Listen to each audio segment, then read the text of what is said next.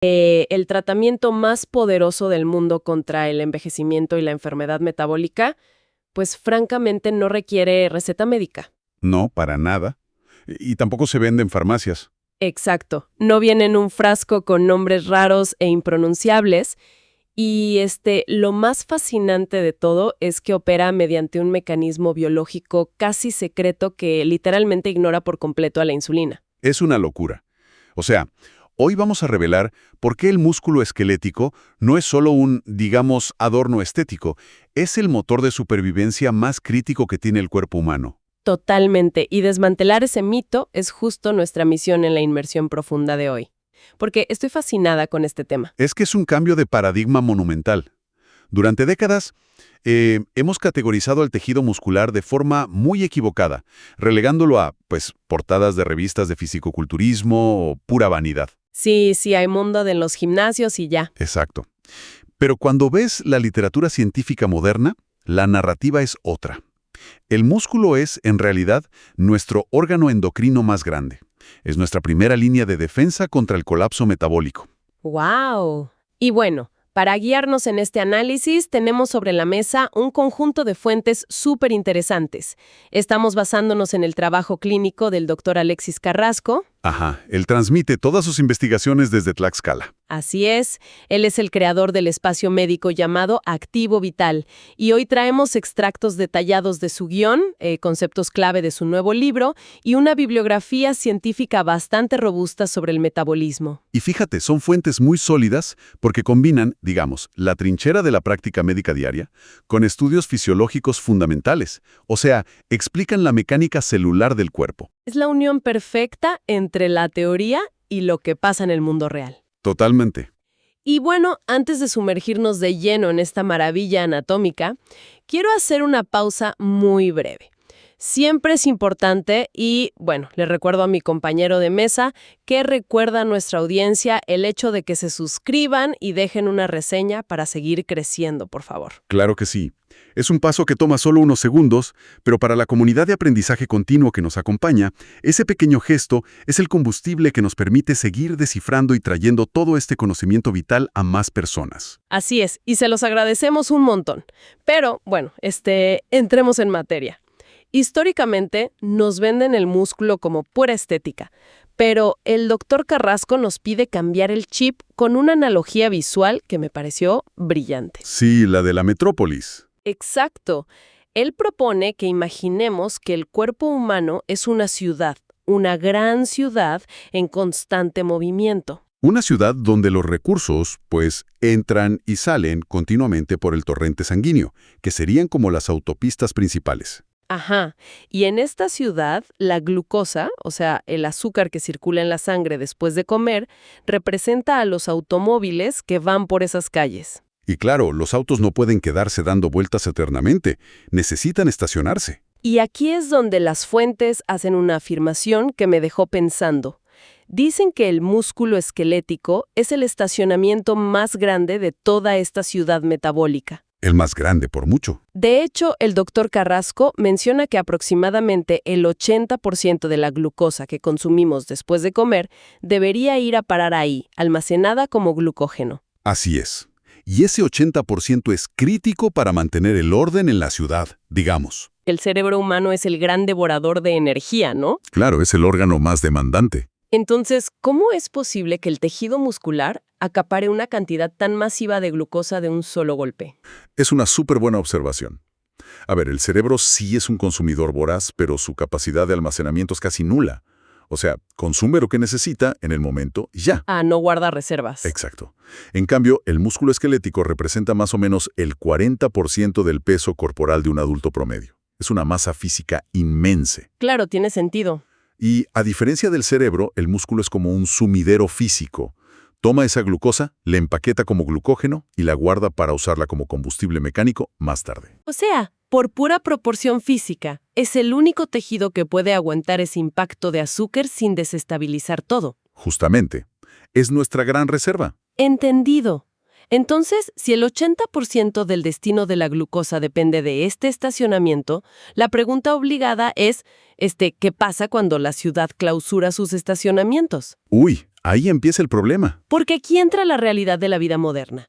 Imagínate una falta crónica de uso muscular.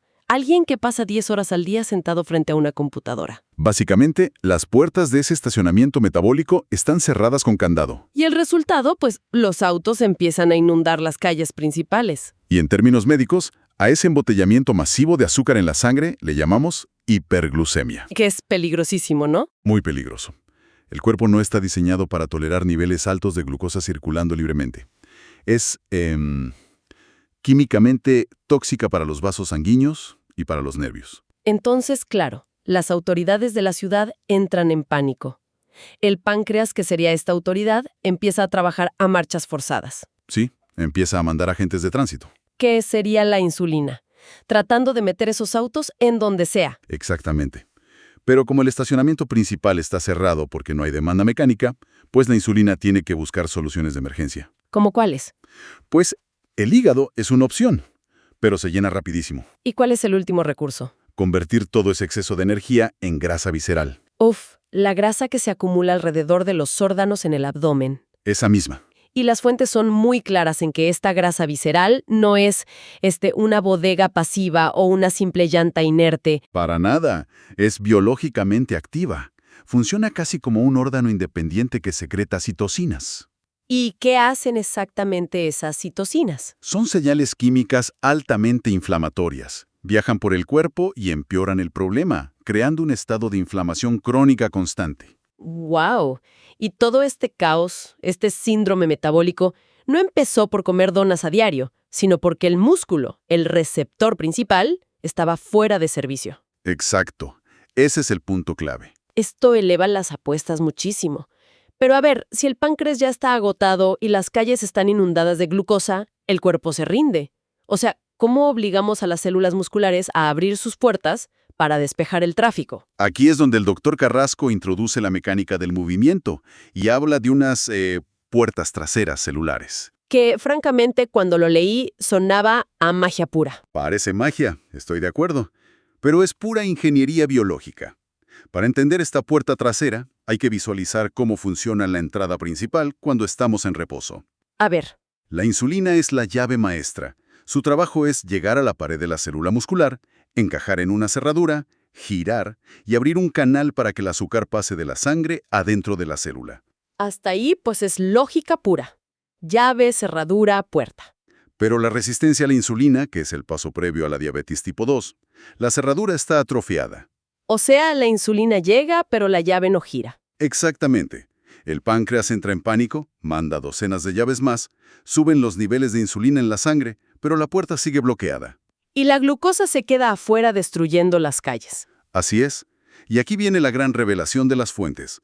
Resulta que cuando contraes el músculo con fuerza... ¿Te refieres a levantar pesas o hacer ejercicio de resistencia? Sí, exactamente. Cuando haces eso, no necesitas usar esa cerradura rota para nada. El músculo puede activar unos transportadores que se llaman receptores GLUT4. Pero, a ver, expliquemos el cómo. ¿Cómo es que levantar una pesa logra ignorar a la insulina? ¿El músculo tiene algún tipo de sensor de emergencia o qué? Es una gran forma de verlo. Sí, tiene un sensor. Cuando una fibra muscular se contrae muy fuerte, quema energía súper rápido. Específicamente moléculas de ATP. Ajá. Esa caída brusca de energía dentro de la célula activa una enzima que funciona tal cual como un botón de pánico biológico. El clásico aviso de que te estás quedando sin combustible local. Justo así. Y al activarse este botón de pánico, manda una orden física dentro de la célula.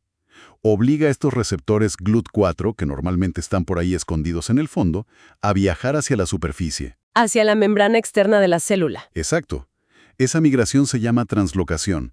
Y cuando llegan a la superficie, actúan como aspiradoras que jalan la glucosa de la sangre hacia el interior del músculo. A ver, para dejarlo súper claro y que quede tatuado en la mente de quienes nos escuchan.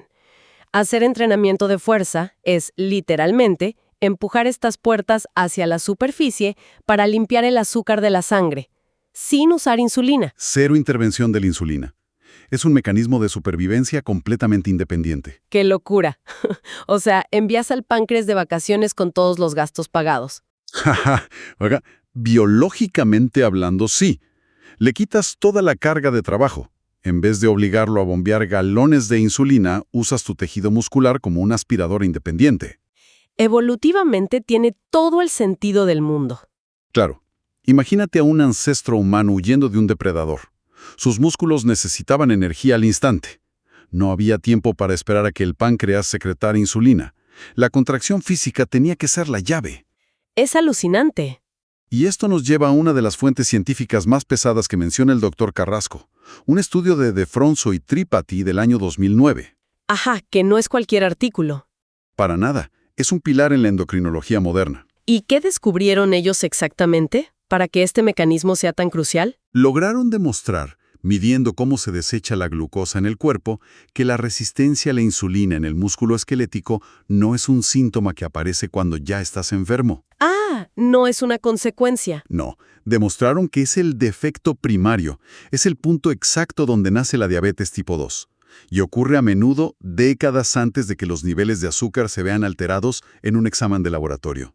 No. O sea, el incendio empieza en el estacionamiento mucho antes de que se note el humo en las calles principales. Esa es la analogía perfecta.